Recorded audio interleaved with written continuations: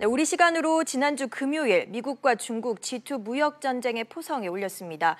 두 나라가 주고받는 보복 관세 폭탄에 우리 금융시장과 기업들의 불안감도 커지고 있는데요. 강혜지 기자와 자세한 내용 짚어보겠습니다.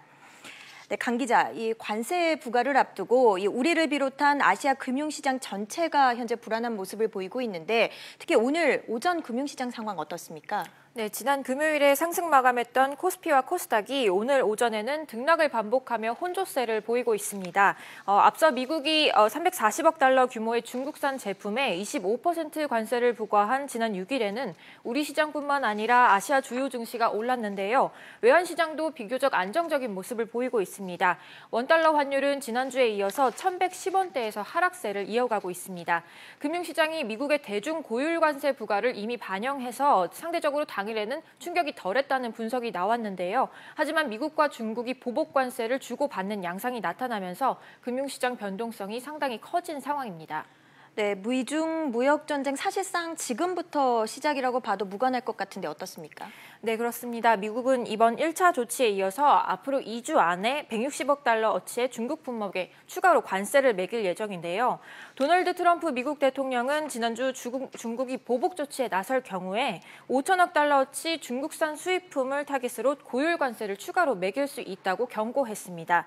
현대경제연구원은 관세율이 25%까지 오른다면 중국의 해당 품목 대미 수출량이 약 23% 감소할 것으로 분석했습니다. 특히 원자로와 보일러, 기계류, 전기기기 등 주요 품목들의 수출량은 20% 안팎 줄어들 것으로 분석됩니다. 네, 우리 산업 전반에도 타격이 적지 않을 것 같은데 어떻습니까? 네, 특히 철강업계의 G2 무역 전쟁 타격이 크다고 볼 수 있는데요. 미국의 철강 수입 할당제 시행으로 대미 철강 물량은 지난 5월 약 15만 톤까지 감소했습니다.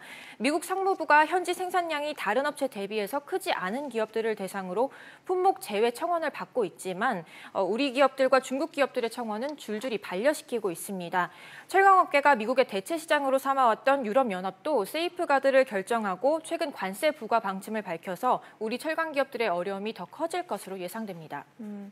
무역 전쟁 여파가 지금 현재 전 세계로 확산되는 모습인데 우리의 경제에 미칠 영향도 적지 않겠죠? 네, 그렇습니다. 전자와 기계 부품 등을 비롯해서 우리 기업들이 중국에 수출하는 중간재가 특히 타격을 입을 것으로 보이고 있습니다. 대외경제정책연구원은 이번 미중 보복 관세로 인해서 우리 수출량이 2,640억 원 상당 줄어들 것으로 예상했습니다.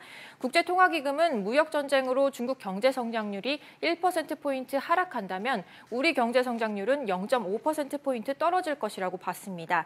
우리 금융시장 변동성은 점점 커질 것이라는 예상이 주를 이루고 있는데요. 특히 최근에는 우리 주식시장이 중국 시장을 따라가는 그런 경향이 강해지고 있어서 이번 주 시장 흐름을 좀 더 지켜봐야 할 것 같습니다.